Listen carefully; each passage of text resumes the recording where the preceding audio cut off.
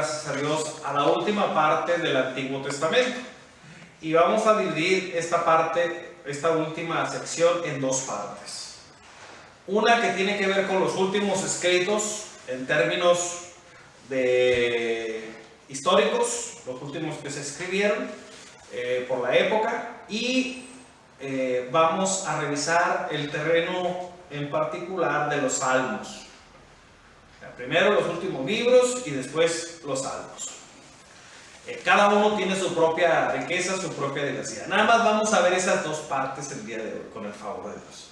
Y antes de empezar con los últimos libros, ¿cuáles son los últimos libros del Antiguo Testamento? ¿Del Antiguo Testamento? Del Antiguo Testamento. ¿Antes de los salmos? ¿Antes de los salmos o los salmos? Pues de profetas, ¿no? No, están. Esto ya lo habíamos visto. Las Sagradas Escrituras tienen esta división. Los libros del Pentateuco. Los libros después del Pentateuco, ¿qué sigue? Pues las crónicas, los reyes. Después siguen los proféticos. Y después siguen los otros escritos. O sea, Génesis, Éxodo, Números, Deuteronomio, esos son los del Pentateuco. Y después siguen libros proféticos que les llamamos mayores y menores, ¿no? Que es lo que hemos estado viendo la sección pasada, que no ha subido, por cierto. No me da. Por cierto, digo, el bullying. Los últimos profetas que vimos la semana pasada, libros que son que hablábamos de distintos géneros, libros que tienen esa amplitud. Los últimos libros, después de los Salmos, siguen los libros de los Macabeos, que es otra época completamente distinta. Es una época marcada por la influencia del pueblo griego en la cultura del pueblo de Israel. El pueblo griego ya para ese tiempo ya no era la máxima potencia. Todavía había algunos ¿cómo se dice? Resquicios, algunas señales de que tenían algo de fuerza, pero ya no era la potencia dominante. Ya no estaba Alejandro Magno, ya estaban otros en sus lugares, ya se había dividido su imperio y había varios choques, ¿no? En este contexto el pueblo de Israel se ve dividido. Y he usado este ejemplo antes. ¿Qué pasaría si el presidente Biden lanzara una oferta a los mexicanos? ¿Cuántos quieren ciudadanía americana? ¿Cuántos quieren ciudadanía americana? Los que quieran se la doy. ¿Cuántos habría? O sea, ¿cuántos habría? La mitad y la mitad, 2/3 partes y 1/3 parte. ¿Cuántos si les dicen, si te doy chance te puedes ir a trabajar a la parte que quieras de Estados Unidos, va a tomar la oferta? El punto pues es, a los que les está yendo bien aquí no quieren irse a Estados Unidos.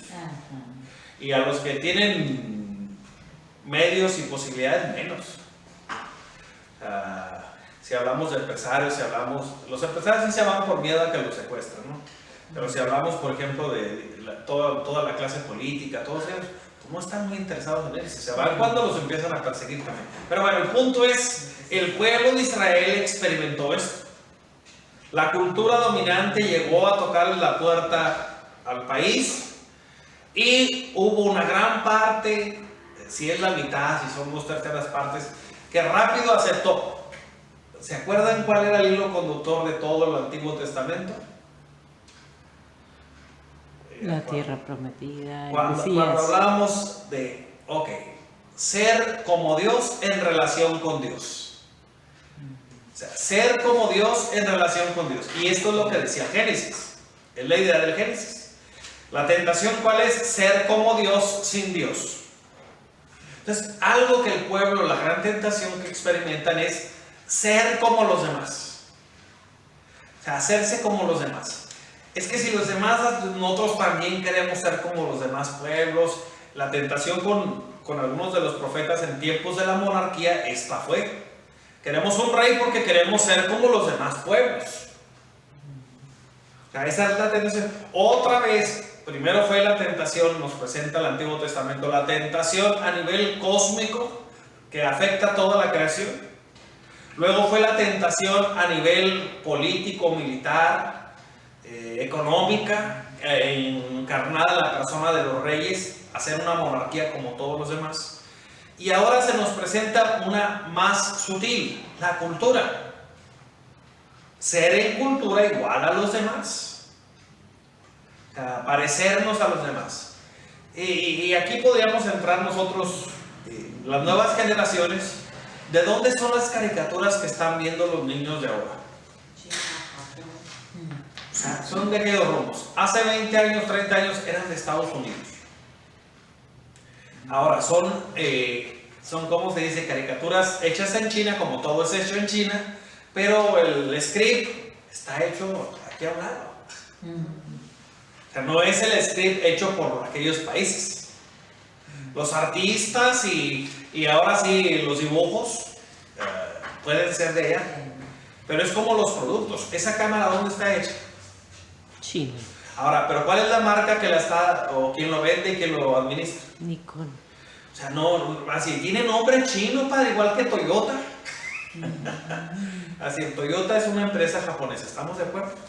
Lo producen en México. Se fabrica en México, muchas de ellas, ¿no? Igual que otras marcas. Pero el punto es, ¿quiénes son los dueños de esas empresas? Los japoneses. El punto es que a veces no funciona así. Los accionistas, los dueños de la empresa, no necesariamente son japoneses. Sí, a nivel es una empresa japonesa. Pero, ¿quiénes son los dueños? ¿Quiénes son los que, para quiénes está hecha? ¿Cómo? O sea, ¿ustedes creen que la Toyota está hecha para México? Sí. Así, no está hecha para México porque los mexicanos no la podemos pagar. Un carro de $1,000,000 nuevo. Sí, a lo mejor 10 años o 15 años o 20 años.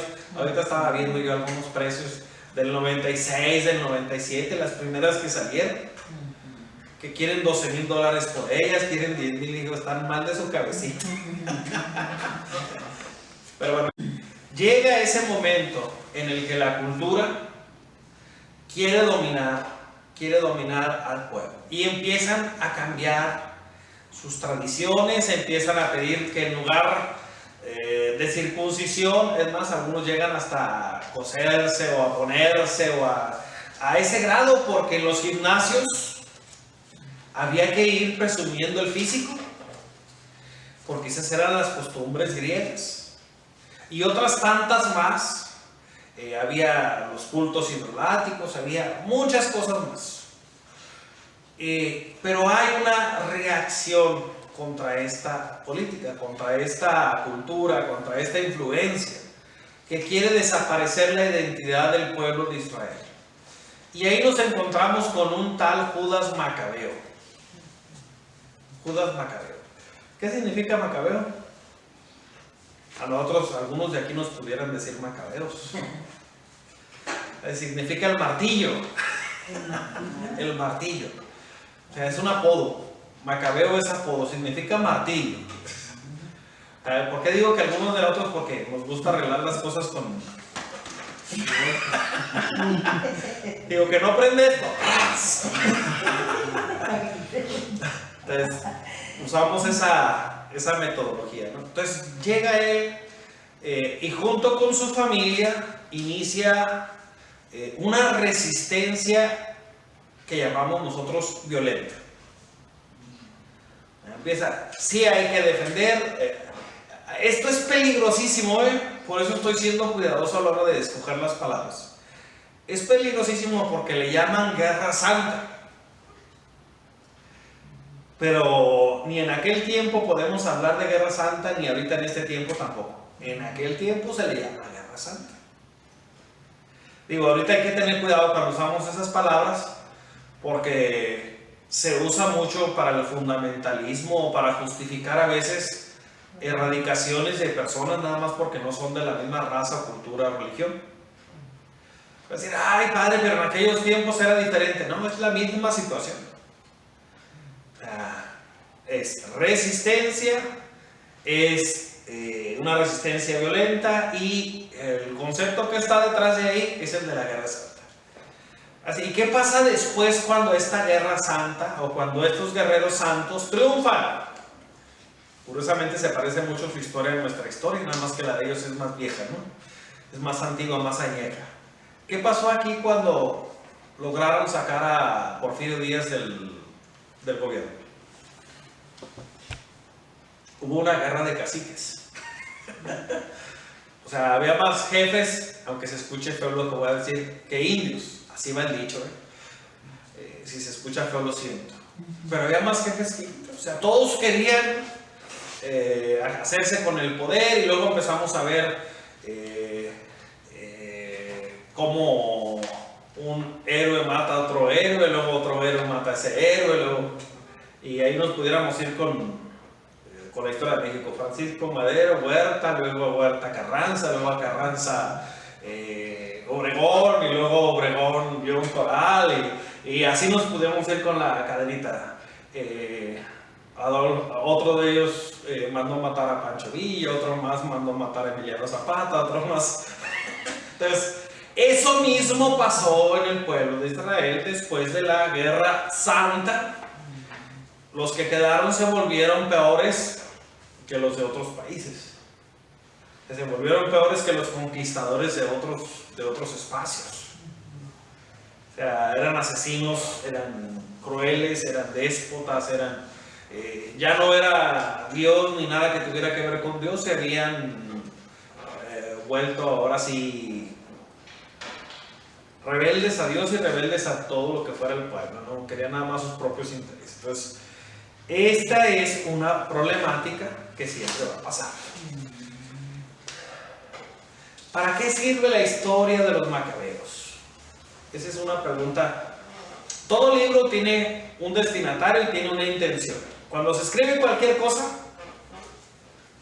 yo sé que nosotros ya no somos muchos de escribir, pero los antiguos a veces escribían sus cartas y tenían una intención. O sea, sí, te voy a saludar, eso es parte de la carta, y me voy a despedir también, pero tiene que haber un objetivo, una meta, algo tengo que conseguir, aunque sea una respuesta. El libro de los Macabeos es un libro para animar al pueblo de Israel a que se sume, porque no creen que estaban interesados. En varias de las guerras del país, para acá, para estos rumbos, no llegaban. No llegó la guerra cristiana. Va a decir, padre, ¿y había habitantes? Sí, pero no les interesaba. O sea, la guerra cristiana no llegó, la revolución no llegó, la guerra de independencia tampoco llegó. O sea, para los 3, 4 que había en ese tiempo, pues no. Pero ya en tiempos de la guerra, de la revolución o de la guerra cristiana, sí había. Y acá no llegó. Porque le tenían miedo a los americanos. O sea, no querían llevar soldados tan cerca del peligro y de decir, hasta aquí llegaste. Pero bueno,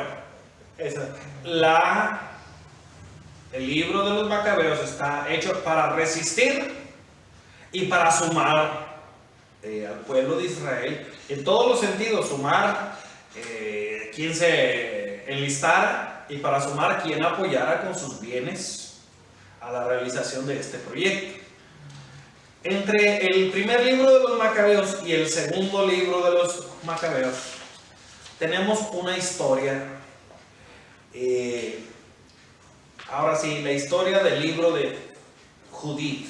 Así, padre, ¿por qué dice Judith? Porque así es como se debe de decir. Como Jonatán. Así como Jonatán, así como Juan. Si no lleva GH, no es GH. Bueno, pero bueno, aunque no estemos acostumbrados, estamos acostumbrados a decirlo como Judith, pero no sé de dónde sacamos eso. Es como cónyuge.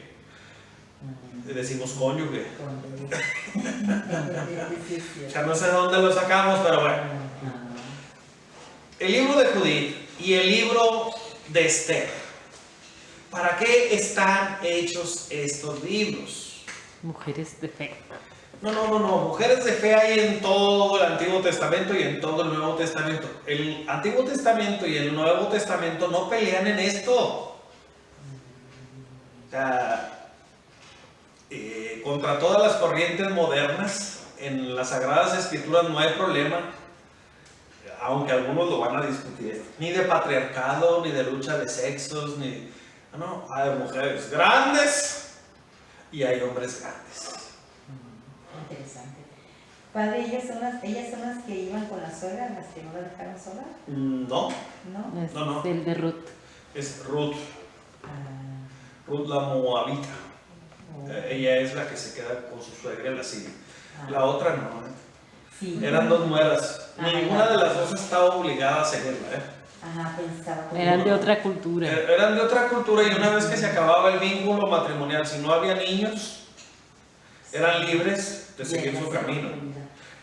Cosa que ahorita, aunque quieran exagerar, no, que eran como esposas o esclavos, no es cierto.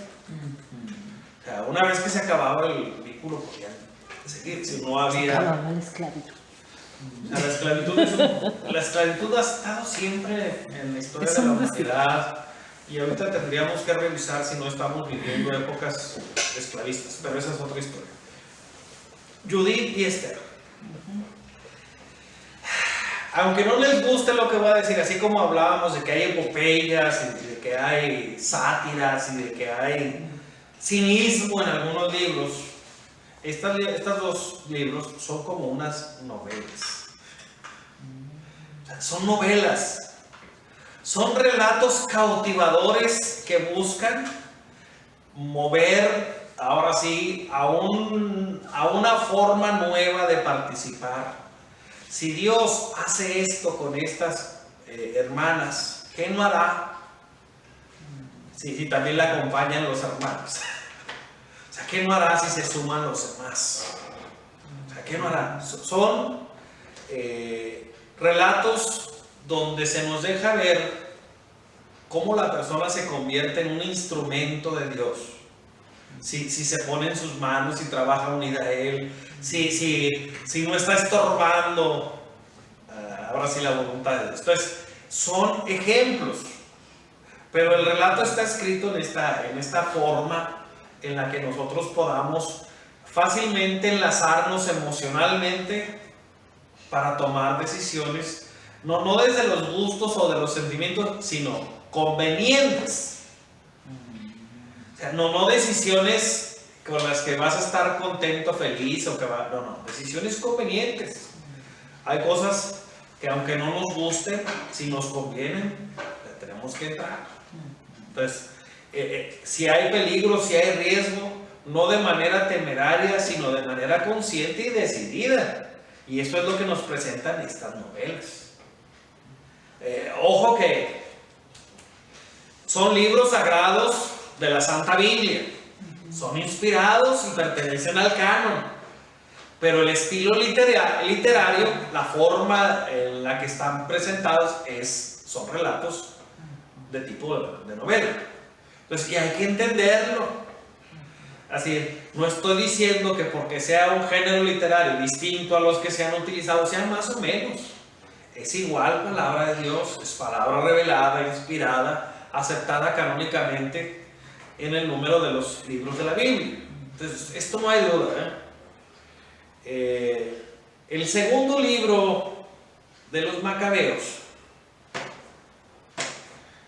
o sea, entre el primero y el segundo están estos libros de Judith y de Esther. Entre estos dos, vamos a pasar al segundo libro de los Macabeos. Si el primero era una invitación, échale ganas y da golpes, iba a decirlo al modo mexicano, pero estoy en la cámara, no quiero que se escandalicen después. O sea, si el primero es ándale, no estás viendo que aquí hay que golpear gente, lo estoy diciendo en horario decente, nosotros lo podemos ver así como de otra manera. Este otro segundo libro de los Macabeos es completamente diferente. O sea, si el primer libro de los Macabeos nos presenta a sacerdotes llamando a la guerra santa y cortando cabezas por aquí y por allá, el segundo libro de los Macabeos busca motivar al pueblo de Israel a que no caiga en la tentación de la violencia y presenta el martirio como un camino mejor. O sea, ¿cómo que el martirio? Sí, una resistencia espiritual, no violenta. Es otro escritor. Es otro, totalmente otro, todo diferente.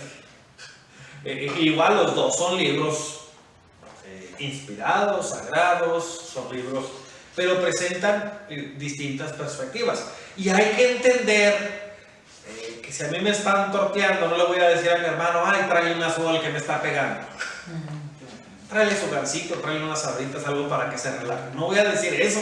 Porque sí empieza con sus mártires, pero luego ya Judas Macabeo sí le entra a los macanazos. No, es que primero es Judas Macabeo. En el primer libro de los Macabeos es él.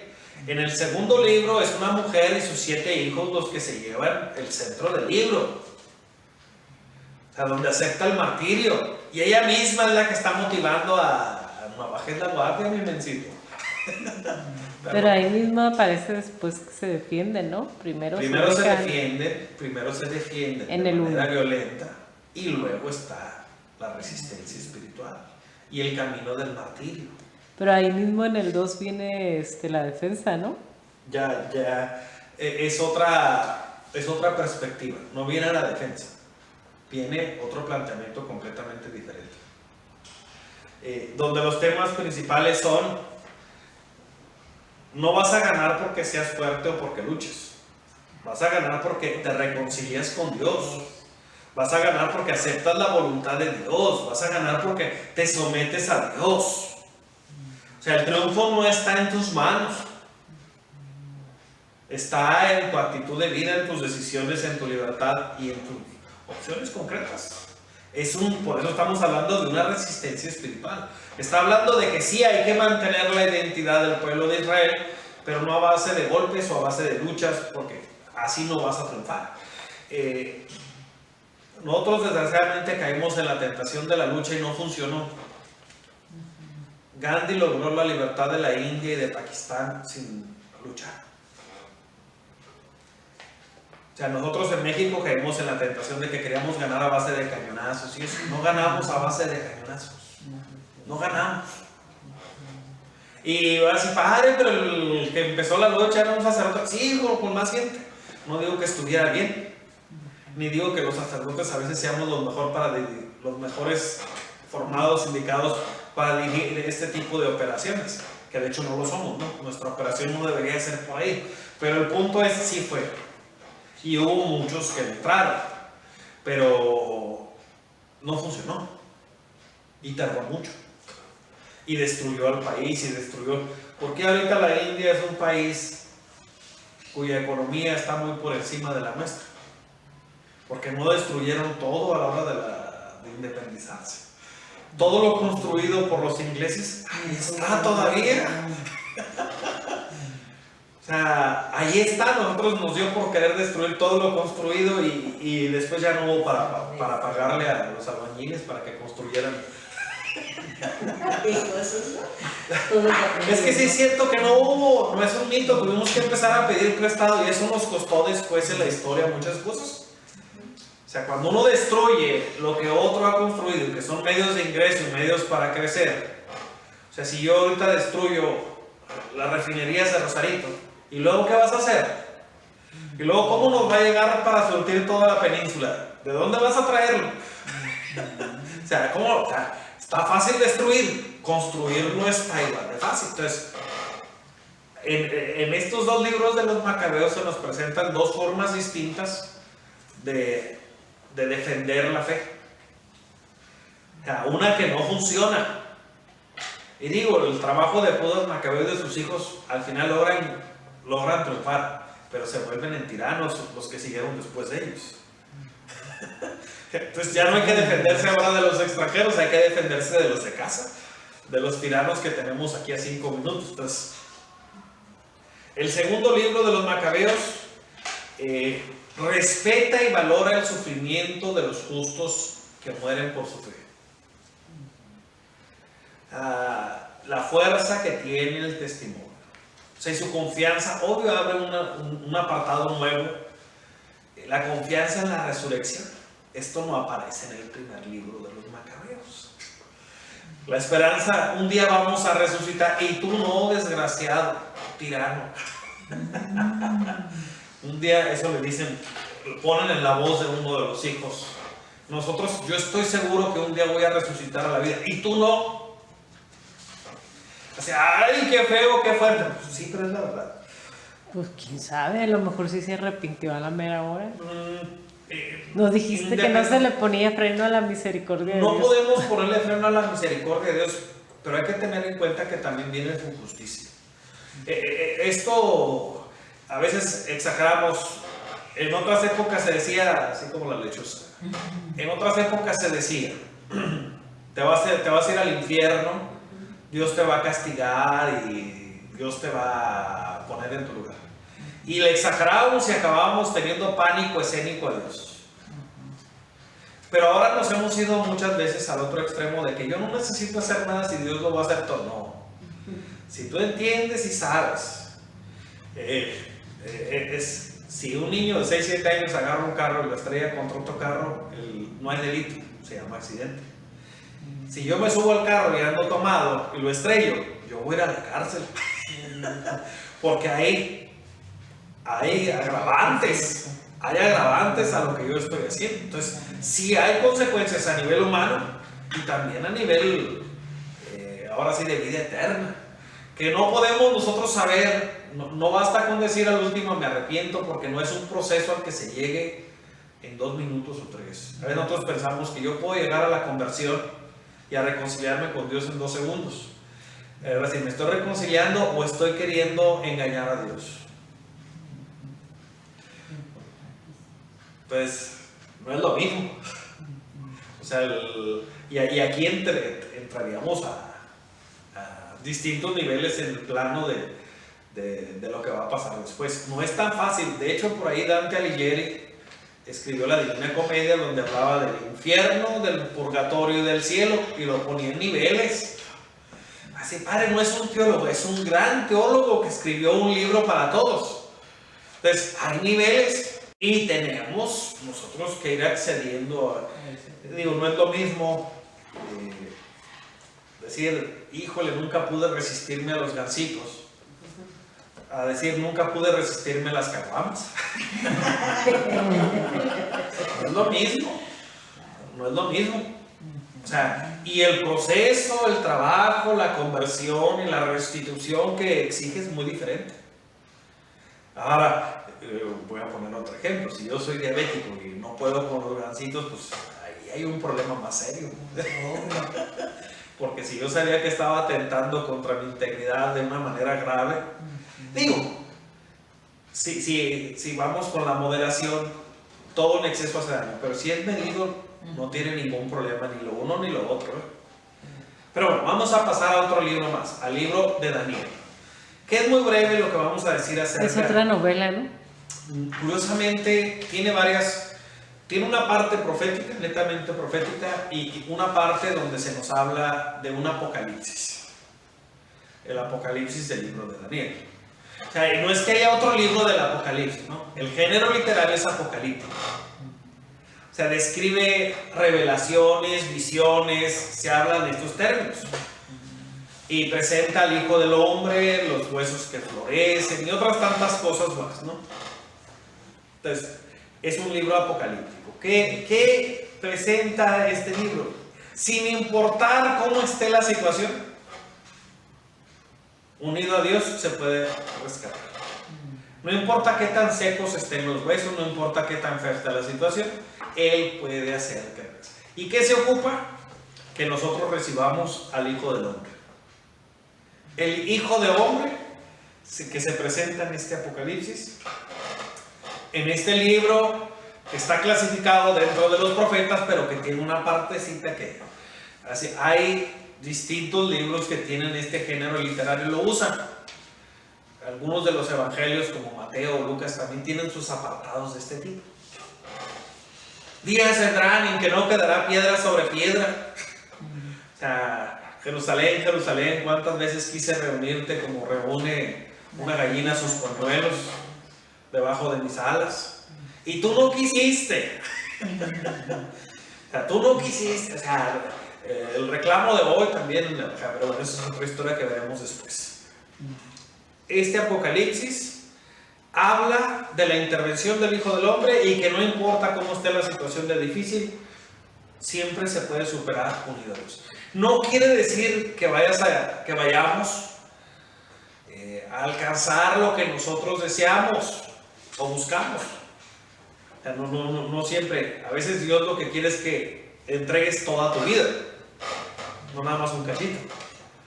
O sea, no nada más poquito, o sea, que no te reserves nada para ti. Tú le estás pidiendo que se solucione algo y esa es la solución. Entonces entramos en crisis, ni modo. O sea, el poner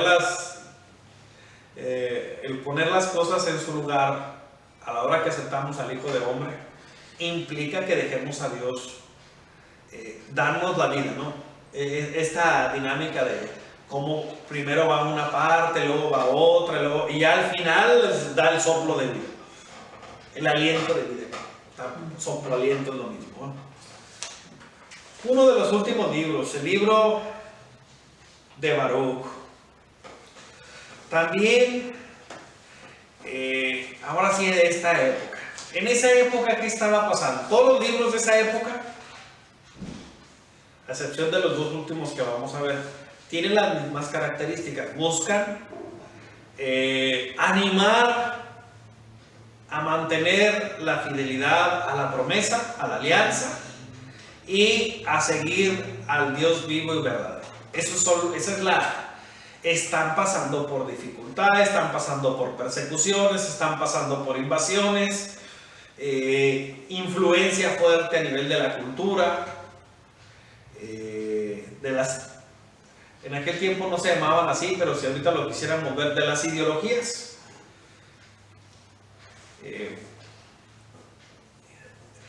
Ya sé que van a decir que no estoy bien de la cabeza, pero no importa. Estaba viendo un video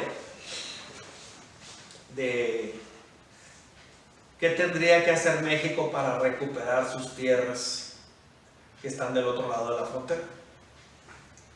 O sea, ¿qué se tendría que hacer? Y obvio, cuando escuché esa provocación, pues me quería ver todo el video, ¿no? Cuando México recién se independizó, había muchos países, pues, vinieron los franceses, vinieron los españoles, vinieron los ingleses y también los americanos, ¿no? Se les dijeron presente. Y hubo un presidente de Estados Unidos que se apellidaba Monroe, como se pronuncia. Y él estableció la política Monroe, que dice que América es para los americanos. Y que si cualquier país de otro continente llegaba a hacerle daño a alguno de los países, era una declaración de guerra contra ellos, directamente. O sea, la invasión de cualquier país del hemisferio es una declaración de guerra contra Estados Unidos. Así de ese nivel. Se me hizo muy bonitas las palabras de este presidente. Nada más se le olvidó decir algo. También las que nosotros hagamos. O sea, todas las demás son una declaración de guerra, pero también las que nosotros hagamos. Entonces, una de las formas de recuperar se supone que es el derecho internacional a la hora de establecer contratos y convenios entre países. Para que sean válidos, no tiene que haber ni violencia ni amenaza de violencia. Y todo el contrato, el convenio Guadalupe Hidalgo está lleno de amenazas. Y estaba el ejército de Estados Unidos presente, ¿no? Entonces me llamó mucho la atención. O sea, cuando él sacaba sus conclusiones, decía que cuando se establecen las fronteras ya no hay cambios. Entonces decía yo, ¿qué estás diciendo entonces? Pues así con los escritores de este tiempo, ¿no? Baruch, ¿a qué se dedicaba? Era profeta. Era secreto. Era secretario, escribano. ¿De quién? De Jeremías. Del profeta Jeremías. Entonces, hay que entender que a la hora que presentamos este libro, es un libro que es varios siglos después. O sea, el que lo escribe se presenta como el secretario de Jeremías, pero está usando la autoridad del profeta y de su secretario para hablar en una época que son 300, 400 años después. O sea, cuando Jeremías se fue con el pueblo de Israel a la deportación, pues probablemente también iba su secretario. Entonces, a la hora que se escribe este libro, busca también dar una esperanza espiritual al pueblo de Israel en otra época. O sea, en otra época. Esto de que se usen los nombres de gente importante para darle autoridad a lo que estamos diciendo, todavía lo usamos hoy. O sea, si queremos dar un punto de ciencia, de algo, pues voy por un científico. Pero si ocupo que alguien me diga, pues, dependiendo del área si es un mecánico, pues voy con un mecánico que sea reconocido por varios, que sepamos que es un buen mecánico y le preguntamos. Pero bueno, Baruch se presenta como alguien que, a pesar de los problemas, de la influencia, de las persecuciones, quiere recordarle a cada uno su responsabilidad. Tú estás muy preocupado por las tranzas de X, de Y, ¿y las tuyas? Tú te preocupas por las fallas de esto y del otro, ¿y tus fallas? Entonces, Baruch le recuerda al pueblo su pecado. O sea, sí estamos batallando. Yo les digo, en esto de la historia, a mí me apasiona mucho la historia, ¿no? ¿Por qué México no pudo mantener los territorios que no estábamos usando y que no se parecen en nada a lo que hay ahorita, O sea, vean, de la frontera para allá está muy bonito, de la frontera para acá no está tan bonito, O sea, y búsquenle y sigan la línea de la frontera y hasta que lleguen a Monterrey no van a volver a encontrar nada bonito de aquel lado. Desde Tijuana hasta Tamaulipas, hasta por allá, ¿cómo se llama? No me acuerdo dónde está. Creo que sí es la última frontera, ¿no? No sé si haya más. Ahorita me voy a acordar de alguna canción de los Cadetes de Linares donde habla de todas las fronteras, o una de Vicente Fernández, en paz descanse, la de los mandados, donde menciona todas las fronteras, ¿no? Díganme una fuera de Monterrey, su cachito de frontera. Sí, es Tamaulipas. Que esté bonita abajo, del lado nuestro. No digo que en aquellas esté bonito del lado de arriba tampoco, El Paso y todas estas, de ningún lado están bonitos, Pero aquí, para variar, ni en Arizona, ninguna de las de allá está bonita, las de los Pasos, Cruza uno y está bien piratón, tanto arriba como abajo. Digo, en Arizona y Mexicali pues está tranquilo porque está desértico arriba y desierto arriba y abajo, no es Sonora igual. Pero bueno, si hay alguna después alguien que me corrija, lo acepto en los comentarios. No he ido, no conozco, así es de que estoy hablando por hablar. Pero de Tijuana a San Diego sí se nota la diferencia. O sea, y se nota mucho. Entonces, al punto al que, ¿por qué México no pudo mantener sus territorios? Hay que reconocer la parte que nos toca. Porque sigue siendo un reto y un peligro para nosotros. Porque no estábamos unidos. Porque no teníamos una identidad de nación. O sea, por eso fue fácil. Si ahorita se volviera a hacer, le aseguro que no ocupaban ni marines, ni aviadores, ni nada. Nomás que pusiera el papel y le hacíamos fila. Le haríamos fila. O sea, donde nos dijeran como Puerto Rico o así, diría, póngalos de la migra del lado de Guatemala, donde quiera, abajo, póngalos. Entonces, el peligro de aquel tiempo es el mismo peligro del tiempo. El profeta Baruch le dice al pueblo, sí te pasan muchas cosas, pero no le eches la culpa a las estrellas o a las alineaciones. Reconoce lo tuyo, porque mientras no lo reconozcamos y lo reparemos, lo vamos a repetir. Lo vamos a repetir. Esa es una condena que está ahí. Pide por un lado que se reconozca la parte de la responsabilidad personal, y por otro lado pide, ok, ya reconociste, ahora pide la intervención de Dios para que se cumpla. O sea, que no sea, o sea, no puede ir separado estas dos cosas. Por eso se dice que la justicia y la paz van tomadas de la mano. los profetas dicen que si se siembra justicia, se va a cosechar la paz. Y si siembras vientos, vas a cosechar huracanes. Tempestades es la palabra correcta. Eso lo dice el profeta Isaías, ¿eh? Muy bien. Creo que, bueno, vamos a ver. Yo creo que sí. Creo que no. Una de las últimas obras que nos presenta es el libro de la sabiduría.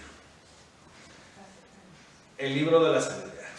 Ya hablamos de la parte de la lucha, de la influencia, del rechazo, de las batallas que se tienen. Ahora vamos a hablar de un libro que toma lo bueno de la cultura griega y lo integra al pueblo de Israel. Es alguien que ve con muy buenos ojos las aportaciones que hace. Nosotros ahorita pudiéramos decir, a mí qué me interesa lo que los griegos ofrezcan a la humanidad. A ver, espérame. Ya sé que a lo mejor no nos interesa la filosofía. Te la paso. No digo que esté de acuerdo, pero la paso, ¿no? Pero nos dejaron la lógica, la medicina, la psicología. Casi todo lo que tenga que ver con biología y esas cosas también. Entonces, no nada más, además en otros términos, la literatura, el teatro, no nada más estamos hablando del aporte en una área, sino todo lo demás que hasta la fecha, cuando se estudia, tenemos que caerle. Hasta los ingenieros tienen que caerle al estudio de la arquitectura, las formas y la riqueza que tiene esta cultura. Entonces, el pueblo de Israel no podemos poner al pueblo de Israel, si algo tienen, es que no son torpes o mensos. Si algo tienen es que ya los he defendido en otras ocasiones a mis antepasados y los sigo defendiendo. Si algo tienen es capacidad para tomar lo mejor que tienen en otras partes y decir, ahora nosotros se los vamos a ofrecer. Ahora nosotros se los vamos a presentar. Entonces, lo hacen, toman, revisan y de acuerdo a su propuesta, a la propuesta que hablábamos de ser como Dios, caminando junto a Dios, también retoman lo que se ofrece de lo que es verdadero de los éxitos humanos. O sea, lo que es verdadero de los éxitos humanos se convierte en parte de su propio tesoro. O sea, ya hemos visto algunas situaciones en que han logrado, o sea, nosotros, es fácil que nosotros digamos que el pueblo de Israel es rico porque son buenos para la economía. Pero ¿y si les digo que son buenos para la agricultura? Y que nuestro propio estado tiene lugares donde su tecnología y su forma de agricultura está dando beneficios. Y recogemos los beneficios en este estado de la República. En el Valle de San Quintín, en el Valle de los valles agrícolas que están San Vicente y todos estos, Heréndida, Colonel y todos estos lugares, encontramos nosotros inversión del pueblo de Israel en agricultura. Y resulta de que los frutos que están dando aquí, con lo que hay y su capacidad, pues se convierte en exportación de primer nivel para todo el mundo. Para todo el mundo. Entonces, si saben trabajar, además de su inteligencia y el grado de desarrollo que tienen, o sea, lo mejor que encuentran en cualquier parte del mundo lo integran. O sea, un país que tiene un cachito así, ahorita es exportador de gas y de petróleo. Comparado con México, pues, tenemos 10 veces, 20 veces más territorio y más cosas, ¿no? El problema del agua en el desierto, ellos lo están solucionando con muchos instrumentos tecnológicos y distintas técnicas, aprovechando, restaurando, cuidando hasta lo último, tratando 2, 3 veces el agua de distintas partes para sacarle jugo. Nosotros Porque aquí siempre caminamos así, padre. ¿Por qué? Porque no hemos dejado que nos administre a lo mejor alguno del pueblo de Israel. Buena respuesta. No es una broma. Busquen en los países que están en el top 10 de economía y van a encontrar hijos del pueblo de Israel en muchos puestos importantes. Porque no les interesa en esos países de donde sea, Claro. les interesa que hagan bien la chamba. Entonces, el pueblo de Israel toma como parte del mismo regalo de Dios, como parte de la misma llamada de Dios, todo lo bueno que hay en todas partes. Y aquí se nos manifiesta, o sea, la llamada de Dios es universal, o sea, sí hay cosas en las que los demás están haciendo cosas muy buenas y ellos alcanzan a ver algo que a veces a nosotros nos cuesta, sea de la edad que sea del trabajo que tenga, sea el oficio que tenga. Si lo que me dice es verdad, yo tendría que recibirlo como parte de lo que Dios me está ofreciendo. Si lo que me dice es para mi bien, yo tenía que aceptarlo, sin importar de quién fuera. Pero ¿cuál es una de las frases clásicas que a mí qué me vas a enseñar? ¿A mí qué me vas a decir? ¿Quién te crees tú para venir? Mientras tengamos esa, nosotros vamos a batallar. El pueblo de Israel, gracias a Dios, ve esta llamada universal, ve esta elección como pueblo de la alianza, esta misión que se le encomienda como un privilegio. Las culturas y los antiguos, a la hora que les dicen ¿por qué trabajas?, con orgullo dicen porque es lo que me toca hacer. Ahorita uno que otro, ¿por qué trabajas? Porque si no, no puedo comer. Cuando uno dice, a ver, espérame, si esa es tu expectativa, pues tu resultado va a ser de esa medida. O sea, cuando empezamos a ver el trabajo como un regalo, como un privilegio, la misión como un trabajo, como un privilegio, como algo que me va a aportar a mí, entonces ya no es una imposición. Entonces vemos trabajadores que están abiertos y a desarrollar su técnica. En el campo, los que están en el campo porque quieren estar en el campo están buscando formas nuevas de hacer las cosas mejor. O sea,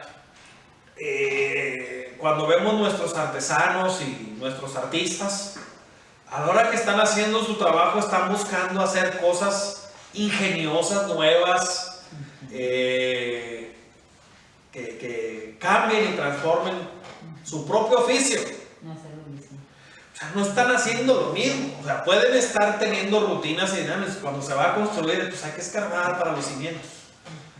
Pero me tocó ver una forma de construcción de casas que están utilizando en Suecia, donde es como un Lego gigante. Ya llevan las partes formadas y ahora sí se trata de ir embonando, y construyen edificios, casas, habitación en 2-3 días. Yo sé que alguien me va a reclamar de si tienen esos Legos y son fáciles de usar. No está tan fácil. O sea, no está abierto para todos, porque luego hay que tomar medidas y las medidas tienen que ser al milímetro. Y eso no está tan sencillo. Digo, para los que no sabemos, no está tan sencillo. Entonces, no es, cualquiera va a agarrar los Legos y los va a construir. No. Pero estamos hablando de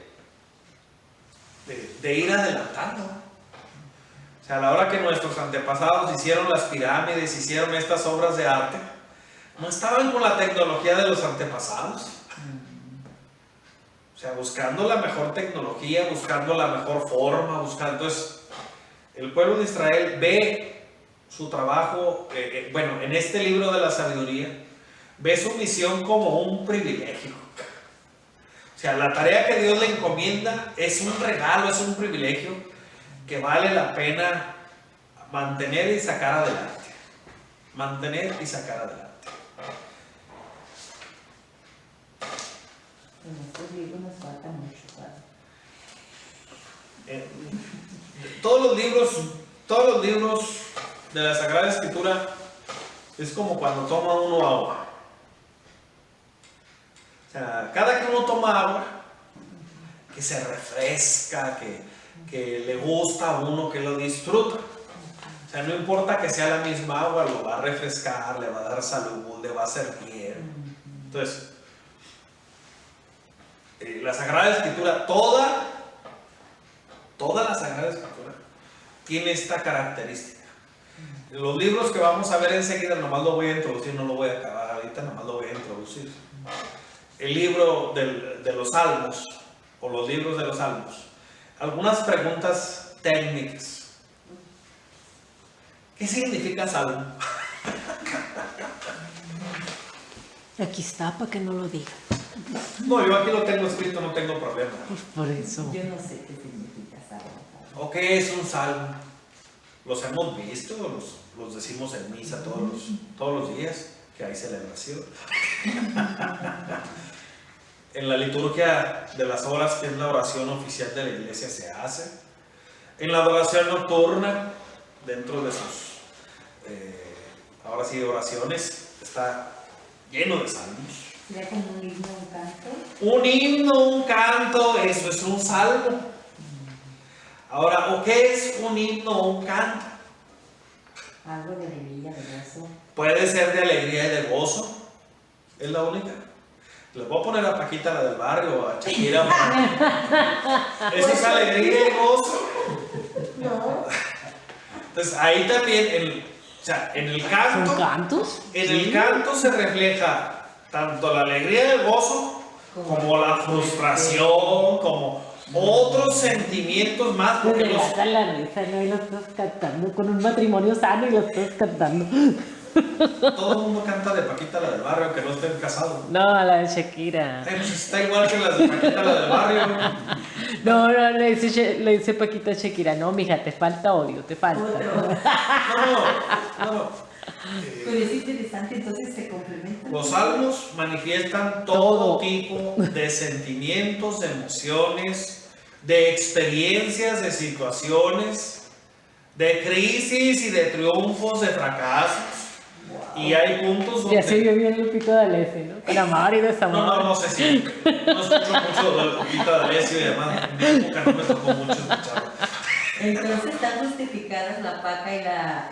No están justificadas. Estamos hablando de que ellas en el canto, en cualquier tipo de canto, como género artístico, nos permite a nosotros la oportunidad de manifestar todo el abanico de sentimientos y emociones que podamos Sí, eso es un experimentar. sentimiento, una emoción. Ese es el canto. Los salmos son himnos, cánticos, cantos. Tienen la característica de la poesía, o sea, de la Están forma. dirigidos a Dios. Pero todo igual, el abanico de todo lo que podemos experimentar si caminamos junto a Dios. O sea, los salmos, o sea, son un medio de comunicación donde nosotros manifestamos, o sea, todo tipo de emociones. Ahora, también en este tipo de introducción, así como un preview al siguiente capítulo, los salmos, a veces nosotros pensamos que alguien se puso uno tras otro. No. O sea, los salmos pertenecen a todo el Antiguo Testamento desde el inicio del pueblo de Israel. Nomás los ordenaron, pero ahí. Les dieron orden, les dieron sentido. No quiere decir que no haya sido una obra titánica lo que hicieron, ¿eh? O sea, los recopiladores, los que hicieron este trabajo, hicieron Están perrones. una obra de arte en todos los sentidos, porque aparte usaron el abecedario, le llaman alefato, no es abecedario, con las letras ahora sí, el pueblo de Israel aprendió a escribir y aprendió las letras y aprendió a orar al mismo tiempo. Con la primera letra, ahora sí, y está ordenado todos los salmos. O sea, con las letras. Ahora sí que son los salmos que cantaba Rey David. Los sincronizaron, los hicieron coincidir. Nosotros no lo podemos apreciar porque pues, no sabemos hebreo. Así, padre, usted salió tampoco. Pero está hecho para que vaya melodiosamente. Si nosotros los podemos cantar, digo, no todos podemos, ¿no? Claro. Me Todos refiero pueden a cantar. los que sí pueden, si los que sí saben los pueden cantar, es porque están hechos para ser cantados y están hechos para ser acompañados con Por el arpa, instrumentos. por instrumentos. Como Rey David, Él lo hace con la cítara y el pandero, ¿no? Pero con su estilo. hasta de su modo. Entonces, pero ya estaban. Ahora, los salmos los clasifican, algunos dicen los salmos de David, que es el más famoso, porque el rey David introdujo el salterio en el ámbito litúrgico religioso del pueblo de Israel. Él dijo, la mejor manera para alabar a Dios, ahí está. Ahí no es que se lo haya inventado. Él consiguió personas que le ayudaran con todo el talento. Él era un artista, entonces él sabía de esto. Pero no necesariamente los escribe. No, a lo mejor no escribe ninguno. Ni siquiera el 50. Entonces, ¿por qué se considera? Nosotros les Pero sí hablamos los que son cantaba. los salmos de David porque él fue el encargado Y no aquel cantaba las mañanitas. que mandó ordenar y coordinar el esfuerzo para establecerlos dentro de la liturgia del pueblo de Israel, de las fiestas de Israel, dentro del calendario litúrgico que ellos tenían. Entonces se dice del rey David, pero también se habla de Moisés y de otros más al estilo, ¿no? Pues todos le pusieron ahí su, O sea, pero iba a decir, su granito. ¿alguno de ellos escribió algún salmo? Yo no sé, pero en sus tiempos seguramente hay salmos, cánticos de Moisés. O sea, sí hay. Los que hablan del paso por el Mar Rojo y así nos pudiéramos ir con otros más. El destierro. O sea, hay más himnos y cánticos que se convierten en salmos. O sea, se convierten en salmos cuando se les coordina, se les orienta, se les ordena y se ofrece como una recopilación. Entonces, como previo, híjole, les quedan 10 segundos. En el nombre sea de Dios y de María Santísima. Amén. Amén.